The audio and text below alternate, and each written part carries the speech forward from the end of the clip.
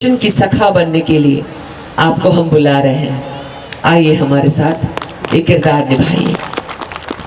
मैंने बोला मैं तो हिंदी हमारे लिए बहुत ही अलौकिक क्षण है। मैं देख रहा था कि दीदी हम आपको बता दें कि गंगा गौमुख से उत्तराखंड से निकलती है और हम लोग अपने आप को गंगा पुत्र भी कहते हैं और कलकत्ता में जाकर गंगा सागर में मिलती है। आज उसी कलकत्ता की बेटी ये जो कोथिक है, आज मुझे लग रहा है ये अलौकिक संगम यहाँ हुआ है गौमुख यहां से शुरू करके यहां तक। मैं तो पागल हो गई। मैं बोला इतना खूबसूरत खूबसूरत सा गोपाल है आपके पास। हम लोग गोपाल बुलाते हैं, अलग अलग नाम है कृष्ण का, तो मैं तो गोपाल बुलाती थी। मैं बोले गोपाल इतने सारे हैं, मुझे दो ना एक, माता जी मुझे दो ना एक। तो मेरी माँ तो बहुत चिढ़ गई। बोला तू कुछ नहीं मानती, तू ऐसे चलते चलते जय माँ बोल के माँ काली को छू के चली जाती है। भारत हो रहा है ना सीरियल, आप जानते होंगे कि द्रौपदी का किरदार थोड़ा सा देर में आया था। मतलब कुछ एपिसोड 20-25 एपिसोड के बाद द्रौपदी का वहां पे कि मुझे महाभारत में अचानक अब इतना बड़ा हस्ती बी.आर. चोपड़ा जी। मैंने एक ही साल पहले कलकत्ता में एक खूबसूरत सा सीरियल टेलीविजन के लिए बहुत ही खूबसूरत सा काम शुरू कर दी थी। तो मैं बचपन से गोपाल भक्त हूँ, कृष्ण भक्त हूँ और माँ काली भक्त हूँ। तो मैं स्वामी जी से मिलती रहती हूँ, सुबह से बात होती रहती है। स्वामी जी बोलते हैं नमो नारायण, हम बोलते हैं नमो नारायण। उसके बाद बोलती हूँ, मैं भी बोलती हूँ जय माँ काली। स्वामी जी बोलते हैं जय माँ काली। तो हम एक भारत है, श्रेष्ठ भारत है, एक साथ जीते हैं। संस्कृति का मेला है यह। हम पश्चिम पता नहीं था कि मुझे बुलाया जाएगा। हाँ, मुझे पता नहीं था कि मुझे महाभारत में अचानक अब इतना बड़ा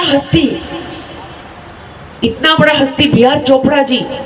मैंने एक ही साल पहले कलकत्ता में एक खूबसूरत सा सीरियल टेलीविजन के लिए बहुत ही खूबसूरत सा काम शुरू कर दी थी। तो मुझे अचानक, और उस वक्त लैंडलाइन हुआ करता था। अभी तो हम कितने खुश नसीब हैं कि सबके घर घर में हाथ में मोबाइल है, डिजिटल इंडिया चल पड़े हैं। लेकिन 30 साल पहले डिजिटल इंडिया नाम का इतना कुछ खास था नहीं ना। तो घर पे जो लैंडलाइन था वो खराब होता। तो कलकत्ता में मैं रहती हूँ टॉलीगंज के पास।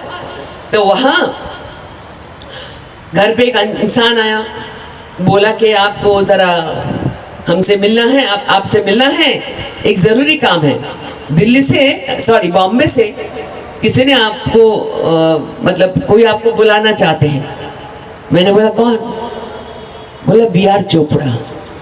महाभारत हो रहा है ना सीरियल, आप जानते होंगे कि द्रौपदी का किरदार थोड़ा सा देर में आया था। मतलब कुछ एपिसोड 20-25 एपिसोड के बाद द्रौपदी का वहां पे आना हुआ। तो तब तो महाभारत चालू हो गया था और हम लोग भी तो ऐसे धूप जला के महाभारत देखा करते थे। तो जब मुझे बोला फोन करके, मैं बोला था एक गलत हो गया होगा, मैं नहीं हो सकती, कोई और होगा। बोले नहीं, रूपा गांगुली तो पश्चिम बंगाल में एक ही है, आप ही होंगे। तो मैंने बोला ठीक है, मैं हूं तो मिलती हूं। ये तो हुआ चयन का स्टोरी।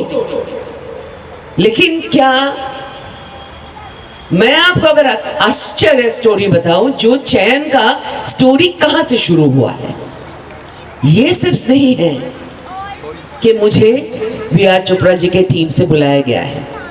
इससे कुछ ही दिन पहले, 15-20 दिन भी नहीं होगा, हम लोग कल्याणी बोल के एक जगह पे, मैं और मेरी माँ रहते थे। पिताजी भी जब आते थे बांग्लादेश से रहते थे। तो हम तो चले आए, बड़े होने के बाद कलकत्ता आने रहने लगे, पढ़ाई खत्म किए। बहुत सारा लंबा किस्सा मेरी जिंदगी का। मेरा पता नहीं क्यों मन में ऐसे घूम रहा था, माँ चलो ना, माँ चलो ना, माँ चलो ना, एक बार कल्याणी जाते हैं। माँ बोला क्यों, अचानक क्या हो गया तुझे? मैं एकमात्र बच्ची हूँ, एक ही संतान मेरे पिता माता का। तो बोला कि ठीक है, तू बोल रही है, इतना मन कर रहा है तो चल। रवाना हुए, वो घर पे पहुंचे। हमारे पुराने घर जिनके हुआ करते थे, हम लोग वहाँ एक छोटा सा कमरा लेकर किराए में रहते थे। जो घर की जो जिनकी घर है वो एक बुजुर्ग लेडी है।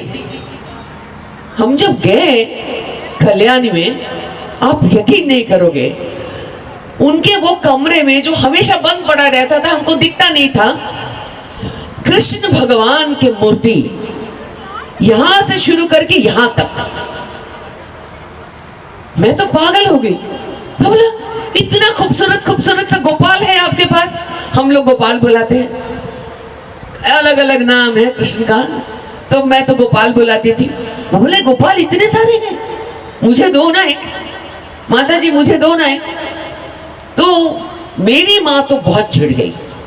बोला तू कुछ नहीं मानती, तू ऐसे चलते चलते जय माँ बोल के माँ काली को छू के चली जाती है, तुझसे पूजा पाठ नहीं होगा, गोपाल नाराज हो जाएगा, तू ये सब मत कर। मैं बोला माँ काली मेरी माँ है, मैं तुमसे भी बहस करती हूँ, माँ काली से बहस करती हूँ, गोपाल से भी प्यार करूंगी, गोपाल को भी बहस करूंगी, सब चलेगा, गोपाल मेरे साथ ही रहेगा। तो हमारी वो लेडी जिनके पास से मैंने गोपाल मांगा था, उन्होंने कहा कि चिंता मत करो बेटी, दिल से पूजा करो।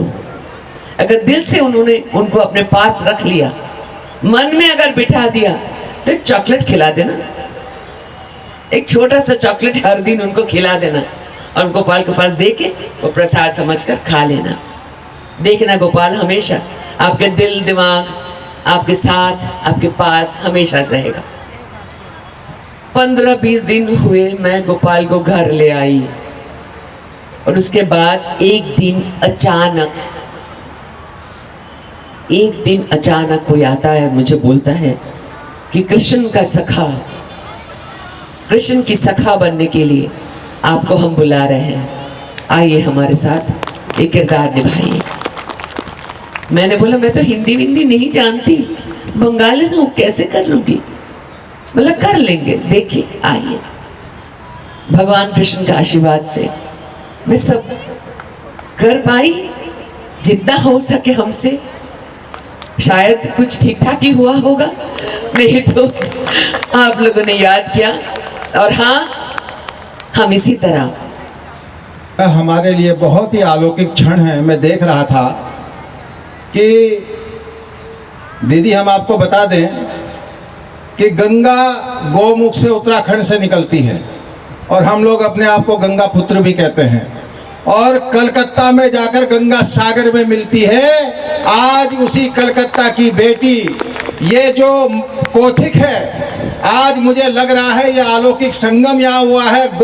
गोमुख से लेकर गंगा सागर तक यहाँ जो है इस मंच पर उपस्थित हैं, और ये बहुत ही अलौकिक क्षण है। और हमारे लिए तो बहुत गर्व की बात है कि मात्र हो रहा है, और हमारे वेद यही कहते हैं कि यत्र नारी पूजनते रमनते तत्र देवता, और हम देवभूमि के लोग हैं। मैं इसी क्रम में संयोगिता ध्यानी जी से और सुनीता शर्मा जी से अनुरोध करूंगा कि वो हमारी दीदी का उत्तराखंड की पहाड़ी पगड़ी पहना करके उनका सम्मान करें, और आप लोग करतल ध्वनियों से भी उनका जोरदार यहाँ पर सम्मान करें। उन्हें याद रहे कि मैं गाजियाबाद में किसी उत्तराखंडी महोत्सव में गई थी। मैंने सोचा पगड़ी, अच्छा पगड़ी क्या बात है, ये तो हिमालय हमारा मस्तक है देश का, और ये भारत का भाल है हमारा उत्तराखंड, और उस उत्तराखंड के भाल को आज आपने अपने सिर पर मुकुट के रूप में ग्रहण किया है। मैं आपका पुनः अभिनंदन करता हूं, आपका पुनः पूरी मेला समिति से और यहाँ जितने भी लोग आए हुए हैं आयोजकों से और जितने भी लोग यहाँ उपस्थित हैं, आप सबका पुनः अभिनंदन करता हूं।